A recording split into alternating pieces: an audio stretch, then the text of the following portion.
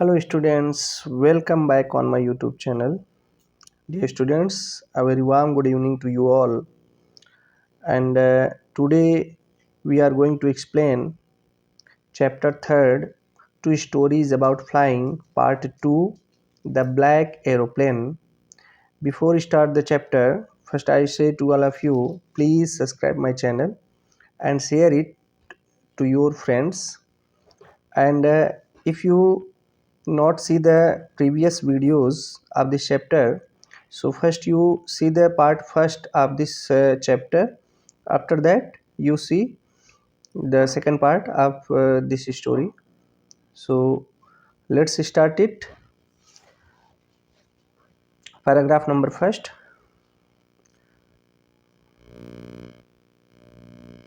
चलिए वीडियो को शुरू किया जाए। इसके पहले कि एक्सप्लेनेशन शुरू किया जाए, जो लोग चैनल पर नए हैं चैनल को सब्सक्राइब करिए। और हमने इस चैप्टर के 2 वीडियो, ये दूसरी वीडियो है, ये सेकंड वीडियो है।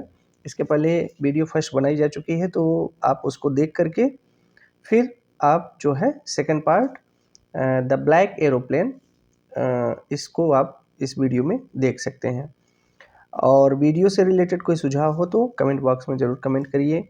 हमने कुछ पिछले वीडियो में कुछ वर्ड मीनिंग वगैरह भी पूछे थे, कुछ बच्चों ने कमेंट भी किए थे। तो आप लोग जो है बराबर जो क्वेश्चंस पूछे जाएं उसको प्रैक्टिस करते रहिए। इससे ये पता चलता है कि आप तैयारी को लेकर के कितना सीरियस हैं। पढ़ना है ही है, आपको तैयारी आपकी अच्छी होनी चाहिए। तो तैयारी कैसे अच्छी होगी? जब आप कॉन्सनट्रेट रहेंगे बिल्कुल और बहुत ही केयरफुल्ली चीज़ों को सुनेंगे, ध्यान देंगे। ठीक है, चलिए शुरू करते हैं आज का explanation. Paragraph number first. The moon was coming up in the east behind me and stars were shining in the clear sky above me. The moon was coming up in the east. चंद्रमा मेरे पीछे पूर्व में ऊपर आ रहा था, behind me, and stars were shining in the clear sky above me. और जो तारे थे वो ऊपर स्वच्छ आकाश में बिल्कुल क्या कर रहे थे? चमक रहे थे। There was not a cloud in the sky. पूरे आकाश में एक भी बादल नहीं था। I was happy to be alone high up above the sleeping countryside. मैं सोते हुए ग्रामीण इलाकों के ऊपर अकेले ऊंचाई पर होते हुए बिल्कुल भी प्रसन्न था, बहुत प्रसन्न था मैं। ये इस चैप्टर में द ब्लैक एरोप्लेन में जो कहानी बताई जा रही है, ध्यान दीजिएगा, क्योंकि ये चैप्टर के जो दोनों स्टोरीज़ हैं वो उड़ने से लेकर के, आपको पहले टॉपिक से ही पता चल गया होगा कि 2 स्टोरीज अबाउट फ्लाइंग, ये दोनों स्टोरी जो है उड़ने को लेकर के हैं, उड़ने के बारे में लेकर के हैं। तो कैसे इस चैप्टर में स्टोरी को राइट किया गया है, किस तरीके से चीज़ें होती हैं, वो हम लोग डिस्कस कर रहे हैं। तो नेक्स्ट लाइन इसकी क्या है? I was happy to be alone high up above the sleeping countryside. मैं सोते हुए ग्रामीण इलाकों के ऊपर अकेले ऊंचाई पर होते हुए भी मैं क्या था? प्रसन्न था। मैं अकेला था लेकिन बिल्कुल प्रसन्न था। I was flying my old Dakota aeroplane over France back to England. मैं अपने पुराने डकोटा हवाई जहाज़ को फ्रांस के ऊपर से वापस इंग्लैंड की ओर उड़ रहा था। I was dreaming of my holiday and looking forward to being with my family.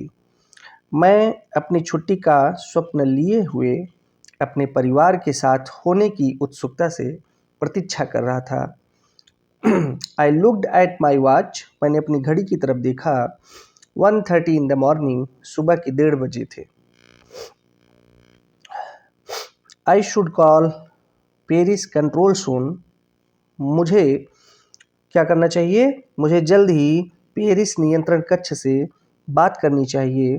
I thought, मैंने सोचा, as I looked down past the nose of the aeroplane, और मैंने हवाई जहाज़ के अगले भाग की ओर, अग्रभाग से आगे देखा, जो उसका नोज मतलब बिल्कुल सामने का होता है। वहाँ जब मैंने आगे देखा, आई सा the lights of a big city in front of मी, मैंने अपने सामने एक बड़े शहर की रोशनियाँ क्या की देखी, मैंने बड़े शहर की रोशनियाँ देखी, मतलब बहुत ढेर सारी लाइटें जल रही थी, बहुत ढेर सारा प्रकाश था। I switched on the radio and said, मैंने रेडियो चालू किया और कहा, Paris control Dakota DS088 here. मैंने कहा, पेरिस नियंत्रण कक्ष, यह डकोटा DS088 है। कैन यू हियर मी, क्या आप मुझे सुन सकते हैं?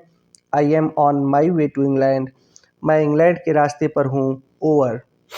ओवर ओवर बोला उन्होंने, मतलब बात खत्म हुई वहाँ पे। ये कोड वर्ड है, आपने देखा होगा जैसे जब भी दो पायलट हो गए, या फिर आपने देखा होगा ये वर्ड जो है फोर्स वगैरह में यूज किया जाता है, डिफेंस सेक्टर में भी। तो जब अपनी बातें ख़त्म की जाती हैं तो over word, code word use किया जाता है, तो वैसे ही यहाँ भी यूज किया गया है। Next paragraph, paragraph number 2। The voice from the radio answered me immediately, radio से आ रही आवाज़ ने तुरंत मुझे उत्तर दिया। DS088 I can hear you, DS088 मैं आपको सुन सकता हूँ। You ought to turn 12 degrees west now, DS088 over. उन्होंने कहा कि आपको अब 12 डिग्री पश्चिम की ओर घूम जाना चाहिए, DS088 over. I checked the map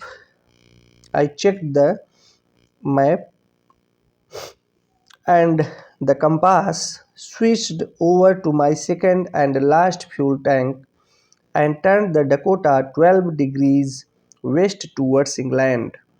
मैंने मानचित्र एवं दिशा सूचक यंत्र को क्या किया, जांचा। दिशा सूचक यंत्र यानी कि जिससे डायरेक्शन का पता चलता है, और मैं भी ये सारी चीज़ें जो है जो पायलट होते हैं उनके पास होती हैं। तो मैंने मानचित्र एवं दिशा सूचक यंत्र को जांचा। इसके अलावा switched over to my second and last fuel tank and turn the Dakota 12 degrees west towards England.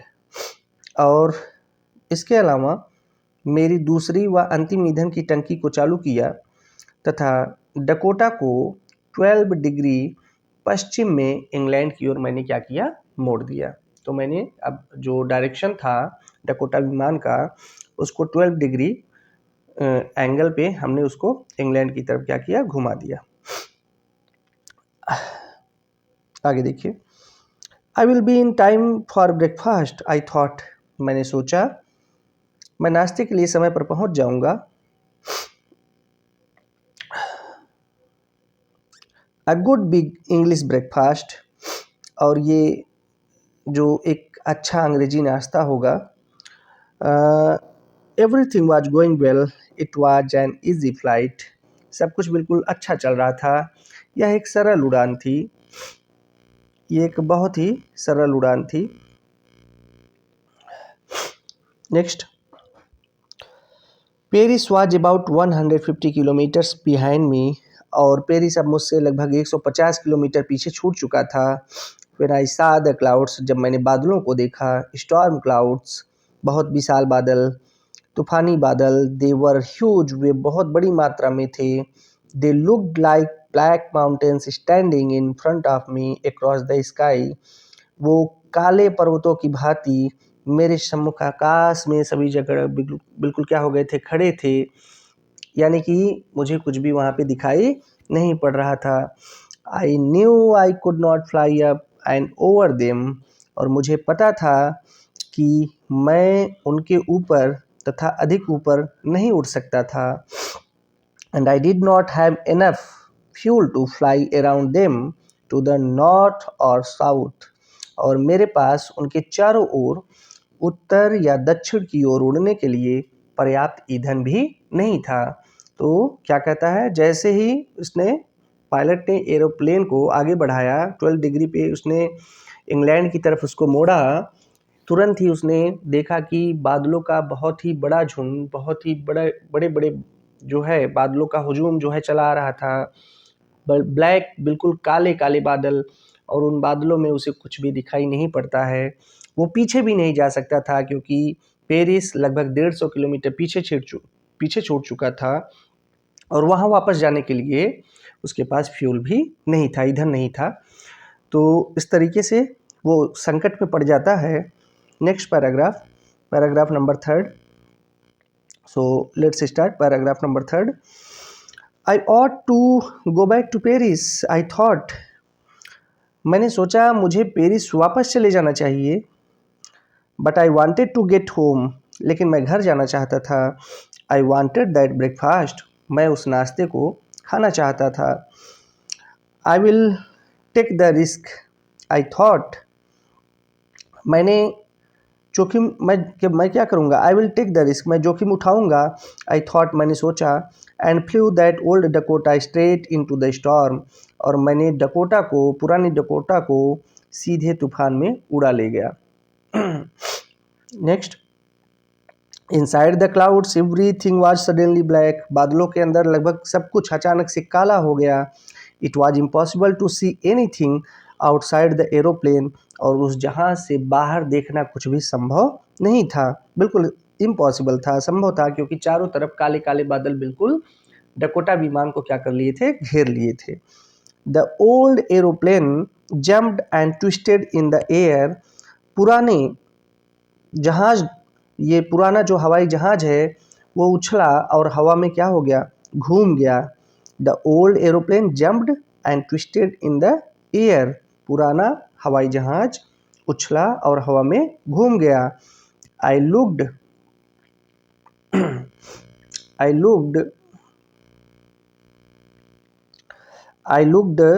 At the compass, मैंने दिशा सूचक जो एक यंत्र लगा हुआ था, कंपास जो होता है दिशा सूचक यंत्र, मैंने उसको देखने की कोशिश की।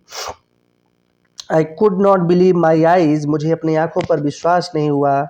The compass was turning round and round and round, और जो दिशा सूचक यंत्र था वो गोल गोल घूम रहा था, मतलब बिल्कुल भी फेल हो चुका था। इट वाज डेड, यह खराब हो चुका था। इट वुड नॉट वर्क, यह काम नहीं करेगा। The other instruments were suddenly dead too, और लगभग दूसरे भी जो भी यंत्र लगे हुए थे, the other instruments were suddenly dead too, जो दूसरे भी यंत्र लगे हुए थे वो भी बिल्कुल क्या हो गए थे, खराब हो गए थे।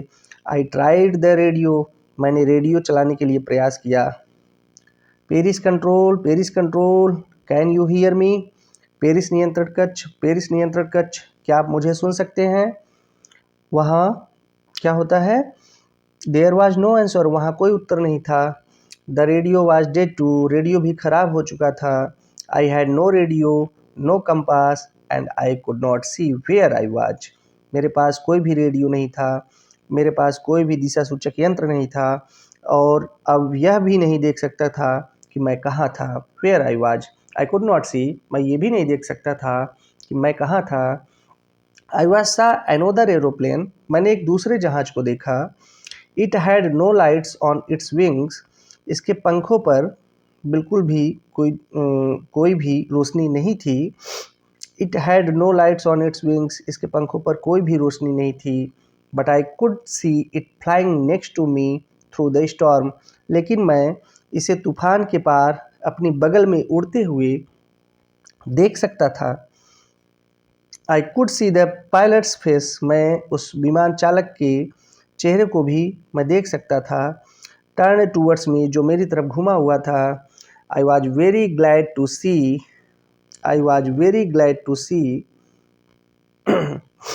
अनोदर पर्सन, मैंने एक दूसरे व्यक्ति को देख करके मुझे बहुत खुशी होती है, बहुत प्रसन्नता होती है। ऐसा क्यों होता है, क्योंकि जब हम कभी किसी संकट में अकेले पड़े रहते हैं और दूर दूर तक कोई नज़र नहीं आता है तो लगता है कि यहाँ पे कोई भी नहीं है, लेकिन अगर ऐसे में कोई इंसान दिखाई पड़ता है तो कम से कम हमें उस मुसीबत में एक सहारा जैसा महसूस होता है, यानी डूबते हुए व्यक्ति को तिनके का सहारा हम कह सकते हैं। तो उसी तरीके से उस व्यक्ति को देख करके मुझे बहुत क्या होती है, प्रसन्नता होती है।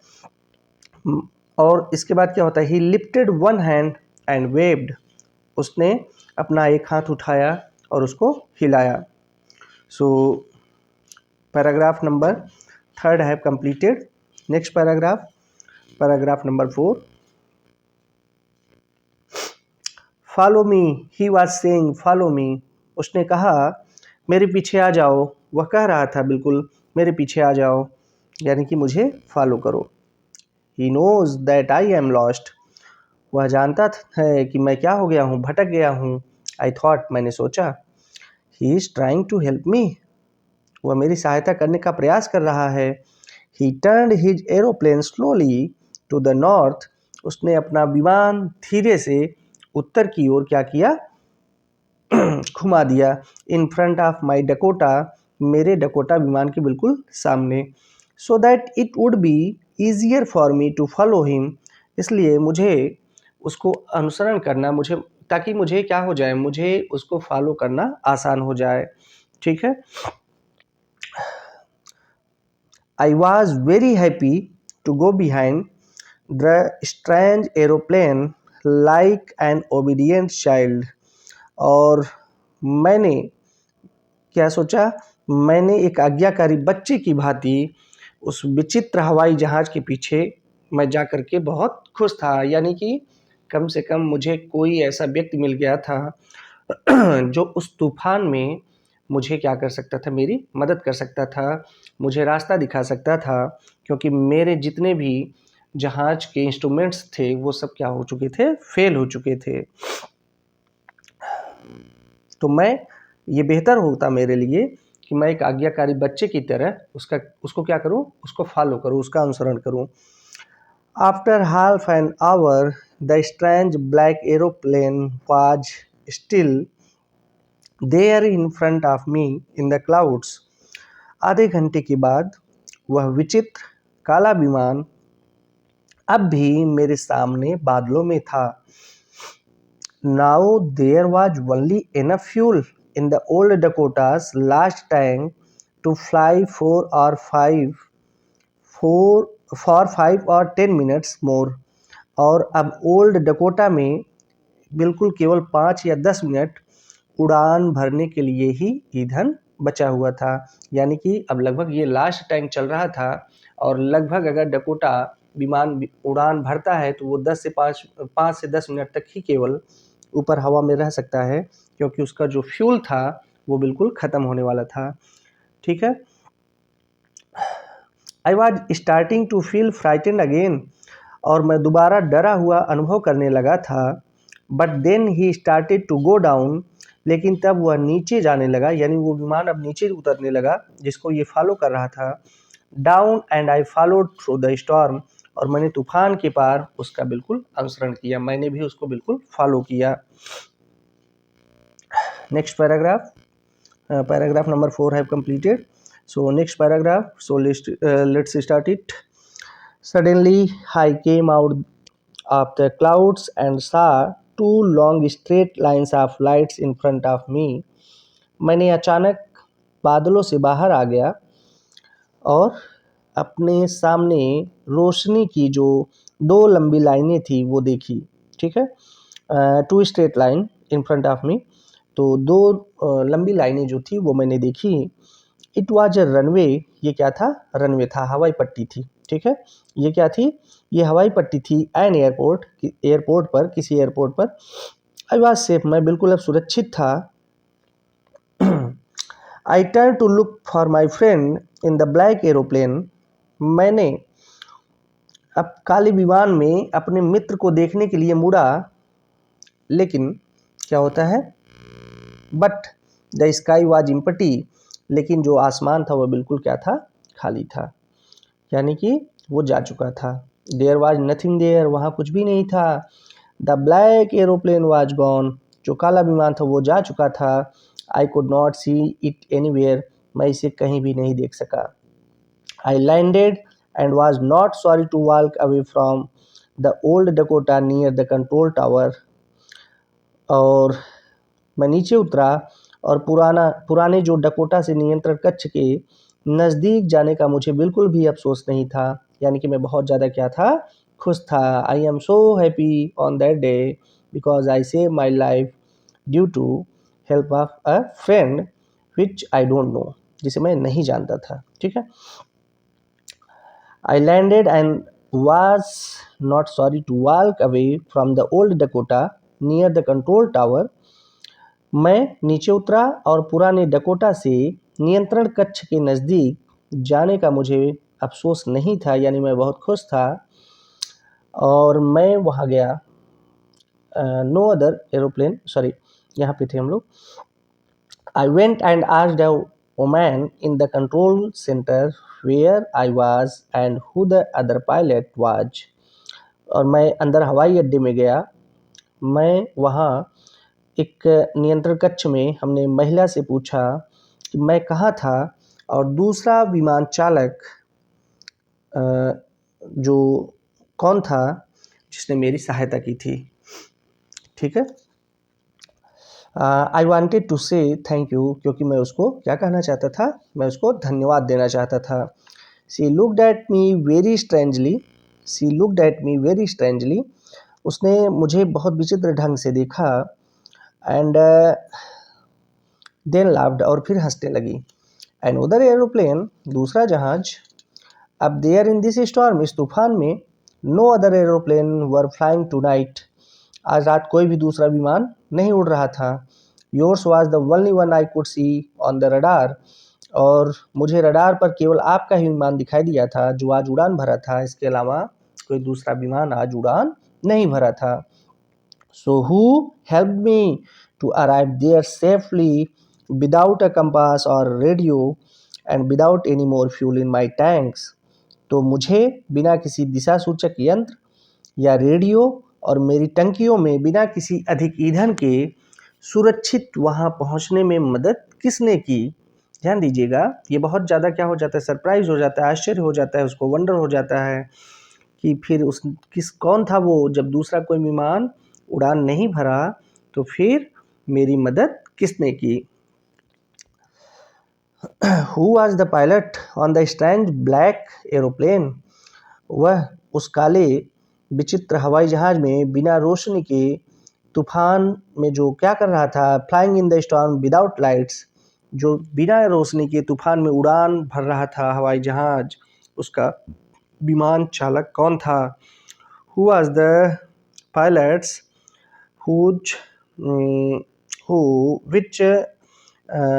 flying in the storm without lights, यानी कि वो जो पायलट था वो कौन था जो काले हवाई जहाज में बिना किसी रोशनी के तूफान में क्या कर रहा था, उड़ान भर रहा था। तो कहने का मतलब ये है कि ये उसके लिए कहीं ना कहीं क्वेश्चन बन जाता है उसके दिमाग में कि कौन हो सकता है जो उसकी मदद किया है, किसने उसकी मदद की है। ये चीज़ें उसको समझ में नहीं आती हैं। वो बहुत ज़्यादा हालांकि खुश था क्योंकि वो सुरक्षित लैंड कर चुका था। और इस तरीके से ये पूरा जो पार्ट 2 है ये हमने इस वीडियो में कवर किया। डियर स्टूडेंट्स, तो चलिए अब आपकी बारी, अभी मेरी बारी थी, अब आपकी बारी है। चलिए कुछ वर्ड मीनिंग बताइए फटाफट, जल्दी से वर्ड मीनिंग के जवाब दीजिए। बहुत सिंपल हम पूछेंगे। फ्लाइंग, फ्लाइंग, चलिए फ्लाइंग का बताइए। नेक्स्ट हम आपसे पूछते हैं स्ट्रेंजली, चलिए। इसके बाद कुछ और वर्ड मीनिंग आपसे पूछे जाएंगे। यहाँ पे रनवे मीन्स क्या होता है। चलिए, आप लोग बहुत घूमते हैं, बहुत इधर उधर जाते हैं जहाज में, तो चलिए आप लोग बताइए रनवे मीन्स क्या होता है। ठीक है, चलिए रनवे की बताइए। और फ्राइटेंड बताइए। चलिए फ्राइटेंड बताइए, ये फ्राइटेंड हो गया। रनवे बताइए, ये इन सब की चलिए मीनिंग आप लोग फटाफट जल्दी से कमेंट बॉक्स में कमेंट करिए। ओबेडिएंट, चलिए very simple word meaning for you all. So just give the answer everyone. What is the meaning of frightened? What is the meaning of runway? Just comment it in comment box. And I hope you all will understand all the explanation very well. If you have any problem, if you have any queries related to this explanation, you can easily comment in comment box. and I give the answer and I reply to you in comment box also. So what is the simple meaning of storm? चलिए बहुत ही simple meaning, चलिए बताइएगा आप लोग, और जितना explanation किया गया है उसको अच्छे से तैयार करिए। कोई भी आपको अगर एक्सप्लेनेशन से दिक्कत है, सुझाव कोई आपका हो तो ज़रूर कमेंट बॉक्स में कमेंट करिए। चैनल पर नए हो तो चैनल को सब्सक्राइब करिए, वीडियो को पूरा देखा करिए। वीडियो को पूरा देखेंगे तो एक्सप्लेनेशन अच्छे से समझ में आएगा, एक्सप्लेनेशन अच्छे से समझ में आएगा तो आप आसानी से क्वेश्चंस के आंसर दे पाएंगे, ठीक है। और मैं चाहता हूं कि एक वीडियो में एक पार्ट को हमने जैसे कवर किया तो सेकंड वीडियो में हमने सेकंड पार्ट को कवर किया। अब आपको क्या करना है, वीडियो को ध्यान से सुनना है, रिलेटेड क्वेश्चंस के आंसर आपको क्या करने हैं, देने हैं, ठीक है। अगर आप ध्यान से वीडियो को सुनेंगे, एक्सप्लेनेशन को सुनेंगे, वीडियो को देखेंगे तो आप आसानी से पाएंगे कि आप क्वेश्चंस के आंसर बहुत आसानी से दे पाएंगे। चलिए कुछ क्वेश्चंस भी आपसे पूछे जाएं। चलिए एक क्वेश्चन है हमारा आप लोगों से, बहुत ही सिंपल है। Describe the narrator's feeling while he was flying his aeroplane back to England. चलिए describe the narrator's feeling while he was flying his aeroplane back to England. जब इंग्लैंड की ओर से विमान की वापसी उड़ान के दौरान जो सूत्रधार है जिसने इस पूरी स्टोरी को लिखा है उसकी भावना कैसी थी, इसका वर्णन आपको करना है। तो चलिए हमने आपको इसकी मीनिंग भी बता दी क्वेश्चंस की, आप लोग इसको अपने आप से राइट करिएगा और फिर कोई अगर आपको दिक्कत होती है तो फिर निश्चित तौर पे हम प्रॉब्लम का सलूशन प्रोवाइड कराएंगे। पीडीएफ हम डिस्क्रिप्शन बॉक्स में अटैच कर दे रहे हैं, आप वहाँ से इस पीडीएफ को ले सकते हैं और चैप्टर्स को पढ़ते रहिए, मेहनत करिए, कंटिन्यू रखिए। रेगुलरिटी पंक्चुअलिटी मस्ट है बेटा सक्सेसफुल पर्सन बनने के लिए। आपको अच्छे मार्क्स आने चाहिए और आपके लिए तो हम बिल्कुल मोटिवेटेड हैं, बिल्कुल आपके लिए हमने ये पूरा चैनल ही आप लोगों के लिए क्या किया है, ऑर्गेनाइज़ किया है। तो आप लोग ज़्यादा से ज़्यादा लोग चैनल पे आइए, वीडियोस को देखिए, एक्सप्लेनेशन देखिए और इसके बाद क्वेश्चंस के आंसर दीजिए। ओके, आज के वीडियो में बेटा इतना ही, मिलते हैं नेक्स्ट वीडियो में। Thank you.